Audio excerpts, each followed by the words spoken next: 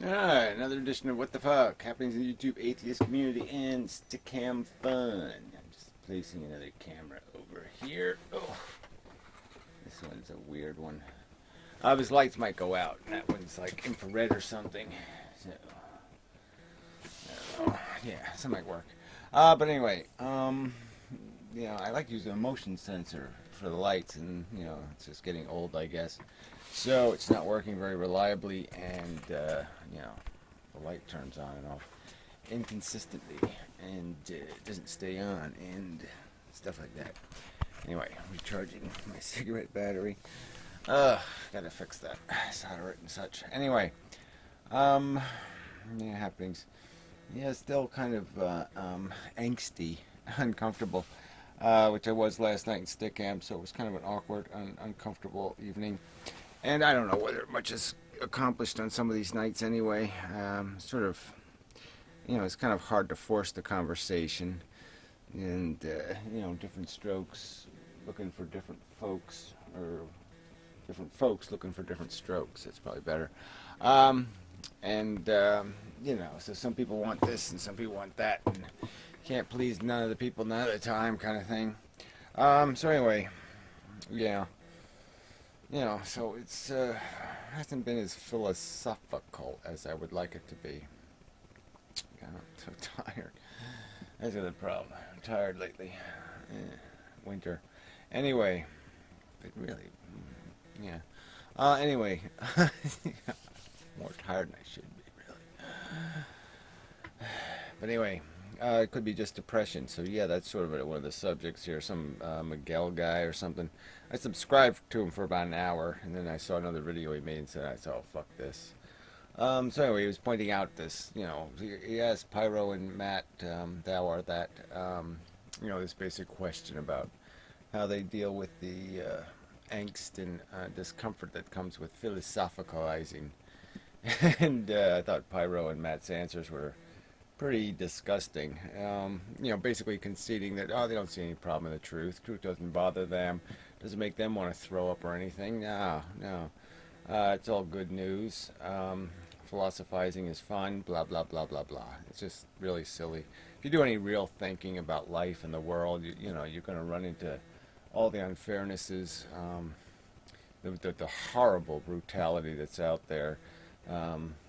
Things like the Holocaust, concentration camps, you're never going to be able to consume it, be able to put it in some sort of philosophical perspective, the millions of lives, the harsh living conditions, the Anne Frank over and over and over again kind of scenario.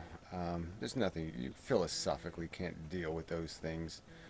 And then as a human being, obliging yourself to think through them and try to find some perspective is in itself going to be unpleasant.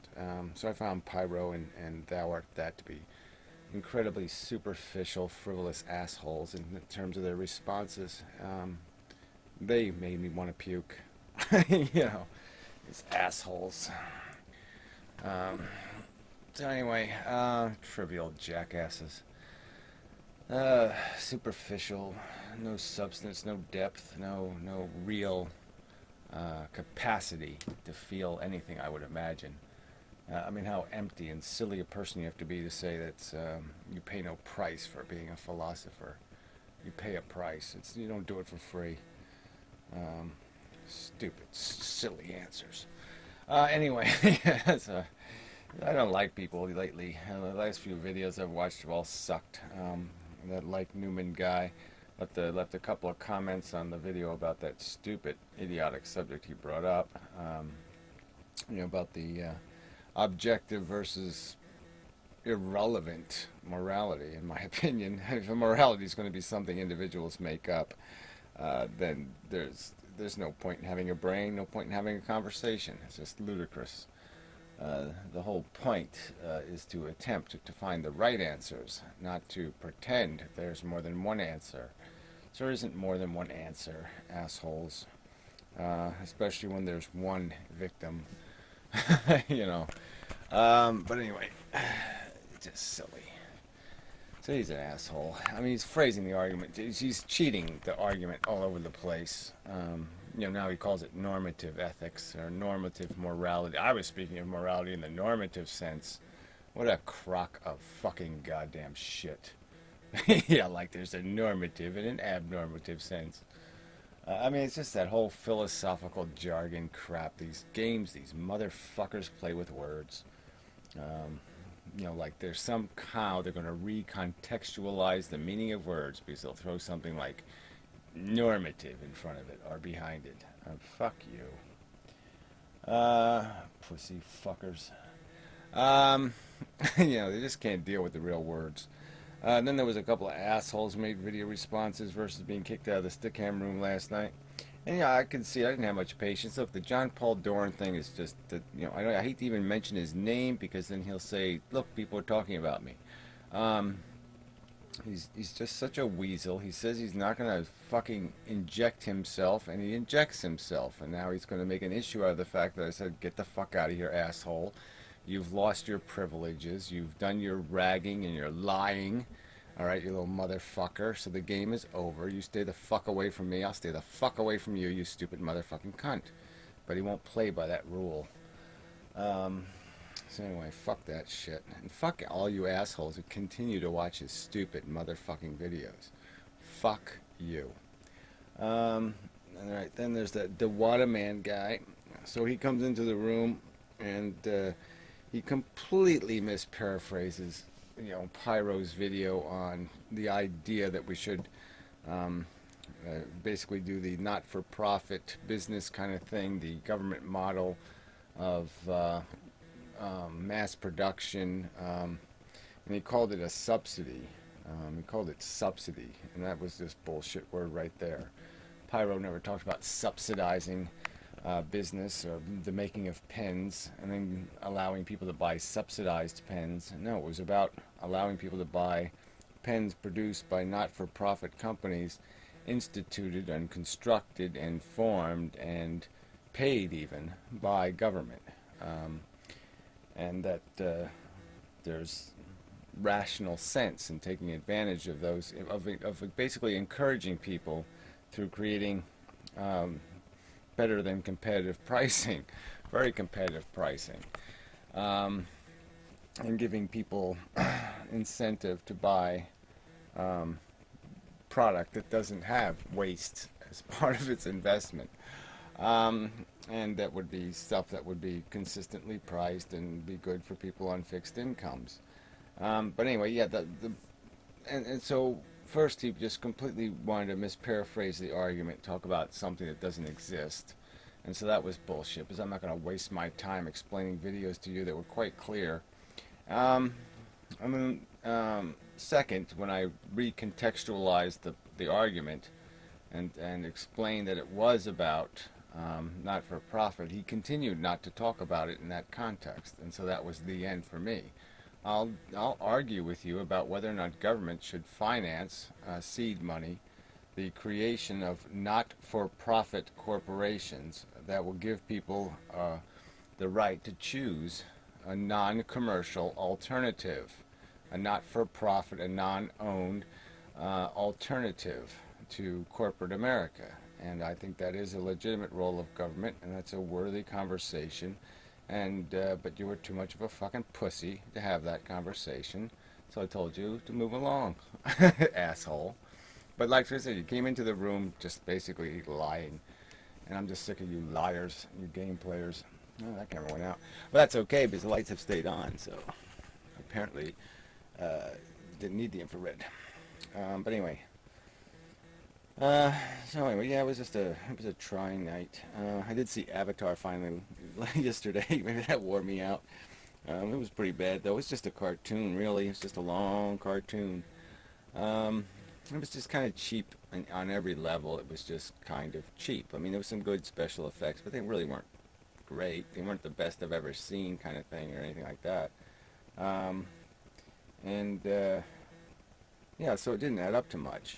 I mean, it wasn't any Return of the Jedi, and it certainly wasn't The Godfather or Apocalypse Now. I mean, the story was kind of lame. The whole thing looked kind of you know, it did. It looked like a cartoon. I mean, they didn't look real. I mean, they did look kind of fake. You know, they didn't even look like the gecko lizard. I mean, even he looks a little more like the real deal. Now the light goes out. Yeah, it's perfect. Yeah. Oh, okay. But anyway, um, but yeah, it was just a shitty movie on so many levels. I mean, shitty for a movie that cost so much to make. I mean, really, they should be able to do better for hundreds of millions of dollars. Um, and it was nothing as the story was just kind of silly. I mean, it all came down to, it's like they even though the whole Gaia Earth against corporation mentality part of the story, which is in almost every sci-fi movie now made. I mean, even the last Aliens movie was full of that shit. Um, I mean, even if that was a legitimate thing to pursue and make and to make as part of the storyline, they're not even true to that.